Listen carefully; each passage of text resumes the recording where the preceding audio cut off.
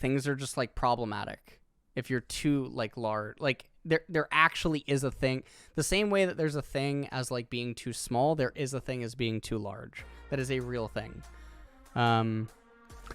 And speaking about being too large, let's talk about the fudge factor here. Playing mid lane. Excellent. Here we go. So this is what I was talking about on stream, where like on the Cloud9 subreddit, people reacted like really negatively to it.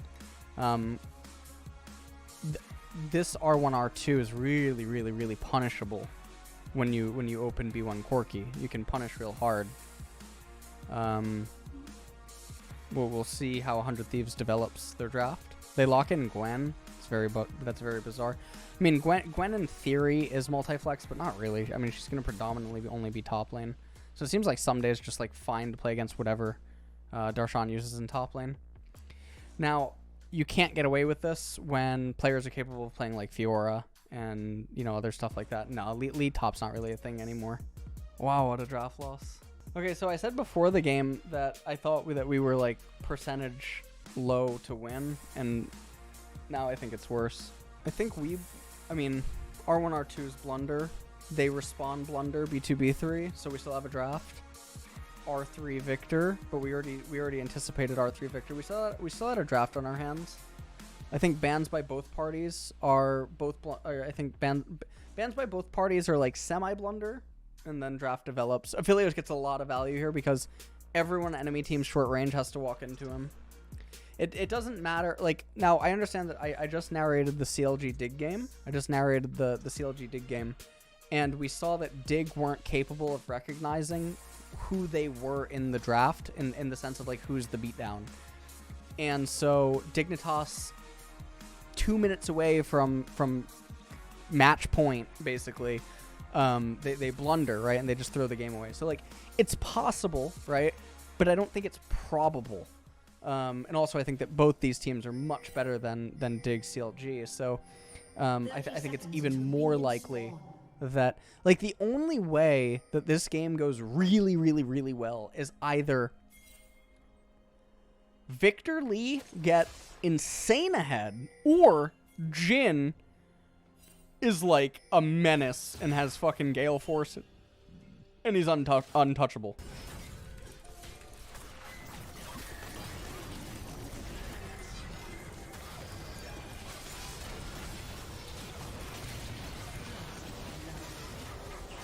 Sorry. Had to tweet a thought out. Or not a tweet. Yeah, had to send a thought out. Oh my lord. Oh!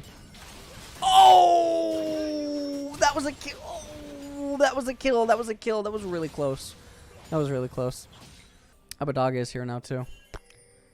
We're all just sinning. We're all just sinning. I mean, he has flash. I mean, Blabber has flash too. What? Wait, what? Okay. So Fudge is ahead in the XP. Not by much. No. Fudge?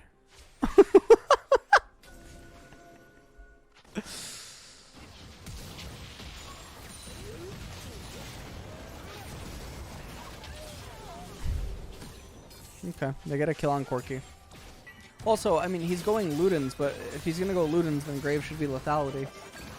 I think as played, you have to go Leandre Darshan's dead. Fudge is up in EXP by quite a bit. You can already see that his bar is like 15% maybe into 10. He is up quite a bit in EXP. And also, I mean, Abadage has had blues. I mean, he's getting another blue as well. Let's see if Abadage dings 10 off blue. Wow, he doesn't. He's had 2 blues. He's that far behind in EXP. We're going to summon Rift Herald. I think this is a really good area to use the Rift Herald. I think this is fine. You shouldn't take, I mean, shouldn't take the turret, but I think using it in this manner is fine. Because Graves should be ahead of Gwen, but Gwen's ahead of Graves. And so just making sure that, like, Graves is just in the ground is definitely beneficial for 100 Thieves' comp. I'll just dead, he doesn't have flash. I mean, he knows that Jarvan was just north. He knows that Jarvan was just north of him because Jarvan summoned the Rift Herald. So he knows that Jarvan can approach from the top, which means he just shouldn't walk up to a wave. this is just super unholy to come back from. Well, I mean, when Abadage, you know, makes, you know, charitable donations, you know, maybe all I have to do is just curse everything, you know, because Corki really needs to be in mid right now at 16 minutes with no turret plates up, no objectives on either side. It's imperative. It's life or death that he gets the wave. Yeah, Grave should have been lethality this game, even more so because Victor is Ludens. So basically, you just try to time your all-ins together, or like, you know, Victor pokes with E, gets him into lethal range for, you know, even just R, because it just deals so much damage to Aphelios and Corki. And yes, you will hit, you know, Jarvan and Gwen and all these people, but like, the thing is that yes, you have Cerilders or you have LDR on Graves. Okay, so the second Rift Herald being spawned here is fine. Gravity Field's okay. Problem is they have no answer to Gwen flank here. This is. I mean, everyone does have flash. Let's see. Darshan's trying to, you know, do something. Well, some days kind of trolling. Fudge is inside of the thing. Yep. Jin is a really good champion. Yep. This game's over.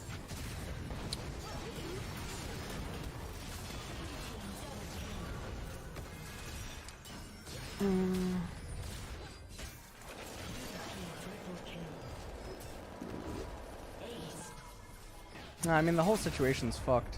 There's a lot of things that you could talk about, like, to do different in the fight, but the reality is that there's so many things that 100 Thieves can also do too, that they could just do better. I mean, it's gonna go both ways. I mean, for whatever you say that C9 can do, you would then have to basically go through and just account for 100 Thieves. The reality is that 100 Thieves just always has control in the fight, no matter what, so. Doom and gloom! Do I think this game's lost in draft?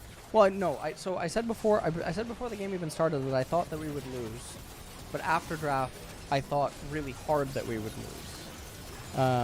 What I mean by that is I think drafts really. I mean, I laid out like what I thought would need to happen for Cloud9 to maybe be able to play the game, and I think it's just so unnatural because you just pray that 100 Thieves aren't human. So. Yeah, we went through a lot of processes about draft and other stuff, so I think that was valuable. And we got to talk about a lot of valuable stuff. Hopefully me and the Koreans and Malice and the staff and everyone, we're all in LA by February. Hopefully. That's the current hope. It's just like it's like watching something that you know is going to die. Like it just feels like there's a fucking asteroid falling on planet Earth. And it's inevitable. Now, don't get me wrong, like, there's probably, like, if I go to, like, twitch.tv/LCS or something, there's a couple of people that are, like, chanting, don't look up, right? But, like, the reality is that, like, the reality is that we're all gonna die, okay? Like, Jesus. Lol Malice asks what happened this game. Well, they opened B1 Corki. We respond Blunder, Jin Lee Sin, R1, R2. Enemies counter respond to our Blunder by Big Blunder, B2, B3, Gwen, J4. We respond, neutral Victor, but we already knew that Victor was coming when Corki was picked. We head to the ban phases. Both parties Blunder, C9 a little bit less so. Head to R4. R4 Blunder pick, and then Blunder build. Enemy responds Aphelios Leona. I can't think of an R5 to salvage draft, so I think no matter what is picked R5, it's always losing at that point. But we pick a champion that's just bad into them. It's like there's champions that are better, but we pick one that's bad thematically into them. Do I like Death Stance on Corki here? I think it's fine. I think it's fine.